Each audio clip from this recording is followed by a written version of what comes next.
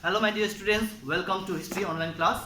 So today we'll be doing the continuation part of your third chapter, that is the Turkish invasion.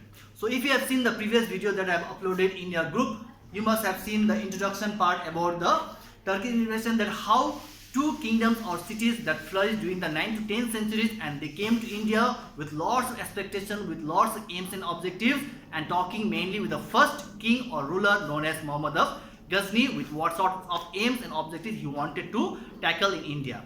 So today's class I will be talking about the second ruler, who is also regarded as one of the greatest ruler during those era, during the 11th to 12th centuries, with lots of foundation, with lots of expectation, and his name is known as Muhammad of Ghori. So Muhammad of Ghori, he came to India with a reigning period in the year of 1175 CE, and even he came from Ghor kingdom or city, which at present lies in Afghanistan with the capital Kabul.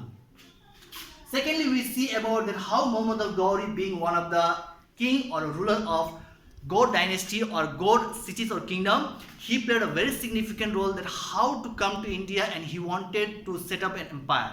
So here I would like to tell you that there is a short kind of difference between Muhammad of Ghazni, the first ruler, and Muhammad of Ghori, the second ruler. Muhammad of Ghazni, he came to India 17 times just to attack, plunder, destroy India's states, temples, whatever, and he wanted to take all the wealth, booties or whatever that he wanted to take in his country. But Muhammad of Ghori, his intention, his aims and objectives were completely different, because he wanted to set up a very strong empire, and even he wanted to spread the religion called Islam. As we all know, the Islam, one of the great religion founded by Prophet Muhammad, with lots of teaching as well as doctrines.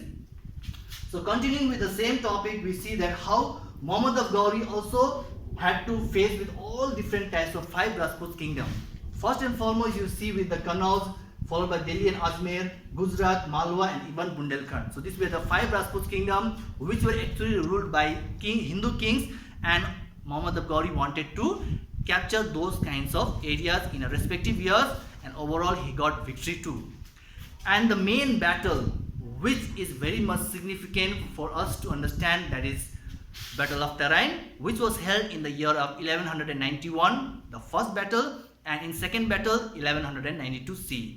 In the first Battle of Tarain, which was held in 1191 CE, it was fought between the great Rajput king known as Prithviraj Chauhan against Muhammad of Ghori. So Prithviraj Chauhan, he was very much agile, he had got lots of knowledges regarding how to have a battle, how to attack your enemies, rivals, and get victory. So for that also, his leadership, his confidence level was too high, and he was able to get victory over Muhammad of Ghori in the first battle, 1191 CE. But a year later, when Muhammad of Ghori realized that no, it was my time where I have to go and again fight against Prithviraj Chauhan, and I have to get victory, within a year he set up a very huge armies with the proper weapons, proper techniques. And later on, again a year later, in 1192 CE, again there was the second Battle of Tarain, where Muhammad of Ghori, he stood victorious over Prithviraj Chauhan, and this time Prithviraj Chauhan was defeated completely. And not year later, after again 6 to 8 years, we see the year of 1198 CE, where even Jaichand, one of the famous king, one of the Hindu king of Rajput kingdom, with the Kannauj area, was also captured by Muhammad of Ghori. That means one by one how Muhammad Ghori also wanted to take victory over those kinds of Indian Rajput kingdom, and that made him one of the greatest king of Turco-Afghan leader, and he played a very important role. Next, I would like to talk to you about Qutbuddin Aybak and Bakhtiyar Khilji. Qutbuddin Aybak was one of a slave which was actually been purchased by some kind of to some amount of dinar, and that was purchased by Muhammad of Ghori. But he was very much faithful, trusted, and later on he was been given a post of general, and different Indian states which were actually captured by Muhammad of Ghori were given to Qutbuddin Aybak to see and just have a proper idea about those kinds of Indian states. Similarly with Bakhtiyar Khilji also, Bengal and Bihar was the state given to him. Under his direction, advice, everything was being maintained in a proper way. And one more thing I would like to tell you about Bakhtiyar Khilji. Later on he became a very great king, and even he destroyed one of the famous universities of India, if you have heard that name, known as Nalanda University, which is located in Bihar. Nalanda is also a name of a district. So all the books which were kept for libraries, foreign teacher used to come to Nalanda to teach to all the students, all those books were being burned. So that is talking about Bakhtiyar Khilji.